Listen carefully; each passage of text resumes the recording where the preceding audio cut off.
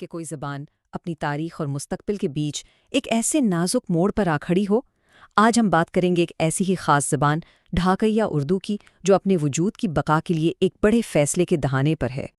تو سوال یہ ہے کہ یہ ڈھاکیہ اردو ہے کیا چیز؟ دیکھیں، یہ صرف کوئی بولی نہیں ہے، یہ پرانے ڈھاکہ کی وہ تاریخی زبان ہے جو وہاں کی گلیوں، بازاروں اور ہاں، گھروں میں بھی صدیوں سے گونج رہی ہے۔ یہ تو اس علاقے کی خاص ثقافت کی ایک جیتی جاگتی نشانی ہے۔ اس زبان کی جڑیں ثقافتی طور پر بہت گہری ہیں، تو آج کی جو بحث ہے نا، اسے سمجھنے کے لیے پہلے یہ جاننا ضروری ہے کہ بھائی یہ زبان اتنی اہم کیوں ہے؟ آخر یہ پرانے ڈھاکہ کی پہچان کا اتنا لازمی حصہ بنی کیسے؟ اس زبان کی تاریخ بھی بڑی لمبی اور دلچسپ ہے۔ یہ ڈھاکہ شہر کے بننے اور بڑھنے کے ساتھ ساتھ پروان چڑھی۔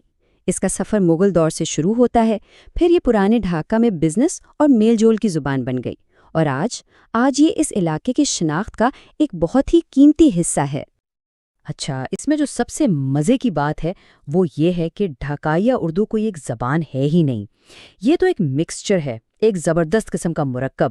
اس میں بنگالی بھی ہے، اردو بھی اور فارسی بھی، اور یہی ملاپ اسے اتنا خاص بناتا ہے، جو واقعی ایک ملی جلی ثقافت کی تصویر پیش کرتا ہے۔ تو یہ صرف الفاظ کا کھیل نہیں ہے، یہ زبان تو اس کمیونٹی کو جوڑنے والا ایک دھاگا ہے۔ اسی میں گیت ہے، کہانیاں ہے، شاعری ہے۔ یہی زبان ان کی فیملی لائف اور مذہبی زندگی کا بھی ایک اہم حصہ ہے۔ لیکن اتنی زبردست تاریخ کے باوجود ڈھاکیہ اردو آج ایک چوراہے پر آ کھڑی ہوئی ہے۔ تو آئیے اب اصل مسئلے کی طرف چلتے ہیں، وہ بڑا چیلنج جو اس زندہ تاریخ کے سامنے ہے، اور وہ ہے ڈیجیٹل دور میں ایک بولی جانے والی زبان کا زندہ رہنا۔ تو یہاں سمجھنے والی بات یہ ہے کہ اس کی اصل طاقت ہمیشہ سے اس کے بولے جانے میں رہی ہے۔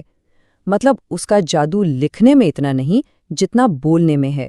لکھی کم جاتی ہے، بولی بہت زیادہ جاتی ہے۔ اور یہی بات آج کی دنیا میں اسے بچانے کے لیے ایک بہت بڑا سوال کھڑا کرتی ہے۔ بھئی جب ہر چیز لکھی جا رہی ہے، پڑھی جا رہی ہے، ٹائپ ہو رہی ہے، تو ایسے میں ایک ایسی زبان جو زیادہ تر صرف بولی جاتی ہو، وہ خود کو کیسے بچائے گی؟ یہی وہ جگہ ہے جہاں دو بالکل الگ الگ راستے سامنے آتے ہیں۔ ایک راستہ ہے روایت کا، یعنی جو پرانا عربی فارسی رسم الخط ہے اسی کو پکڑے رکھا جائے، اور دوسرا راستہ ہے ماڈرن ہونے کا، یعنی آج کے دور کے حساب سے بنگالی رسم الخط کو اپنا لیا جائے۔ تو کچھ لوگوں کا خیال کیوں ہے کہ بنگالی رسم الخط کو اپنانا ہی صحیح راستہ ہے؟ آئیے پہلے اس سوچ کے پیچھے جو مضبوط دلائل ہیں ان پر ایک نظر ڈالتے ہیں۔ جو لوگ اس کی حمایت کرتے ہیں ان کا کہنا ہے کہ بنگالی رسم الخط اپنانے سے یہ زبان سب کی پہنچ میں آ جائے گی، اور اس طرح اس کا مستقبل بھی محفوظ ہو جائے گا۔ مطلب نئی نسل اسے آرام سے پڑھ پائے گی، اس کی کہانیاں اور گیت محفوظ کرنا آسان ہوگا، اور اسے ڈیجیٹل دنیا یعنی ویب سائٹس اور سوشل میڈیا کا حصہ بنانا بھی ممکن ہو سکے گا۔ لیکن ہر تبدیلی کی ایک قیمت تو ہوتی ہے، تو یہ جو رسم الخط بدلنے کی بات ہے یہ اتنی سیدھی نہیں ہے، اس میں کئی چیلنجز ہیں، اور لوگوں کو اپنی تاریخ کی فکر بھی ہے۔ بہت سے لوگوں کو یہ ڈر ہے کہ کہیں اس چکر میں زبان کی اپنی روح ہی نہ ختم ہو جائے۔ یہاں اصل فکر تاریخ اور روایت کو بچانے کی ہے۔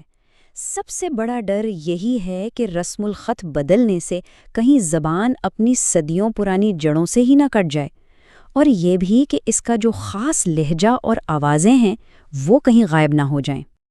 تو ان سب باتوں کے بعد ڈھاکیہ اردو کہاں کھڑی ہے؟ کیا کوئی بیچ کا راستہ نکل سکتا ہے؟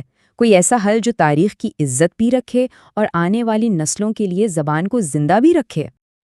یہ ٹیبل اس فیصلے کے دونوں پہلوؤں کو بالکل صاف صاف دکھاتا ہے۔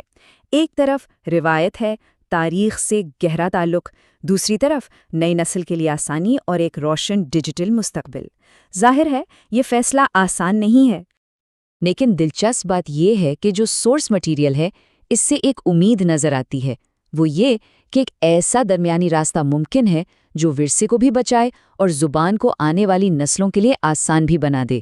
یعنی ایک ایسا بیلنس بنایا جا سکتا ہے جہاں روایت اور آسانی دونوں ساتھ ساتھ چلیں۔ اور ڈھاکیہ اردو کا یہ مسئلہ دراصل ہمیں ایک بڑے سوال کے سامنے لا کھڑا کرتا ہے۔ وہ سوال یہ ہے کہ کوئی بھی کلچر اپنی تاریخ کو بچانے اور اپنے مستقبل کو سنوارنے کے بیچ میں انتخاب کیسے کرے۔ یہ صرف ایک زبان کی کہانی نہیں، یہ تو بدلتی ہوئی دنیا میں اپنی پہچان بچانے کی ایک بہت بڑی جدوجہد کی کہانی ہے۔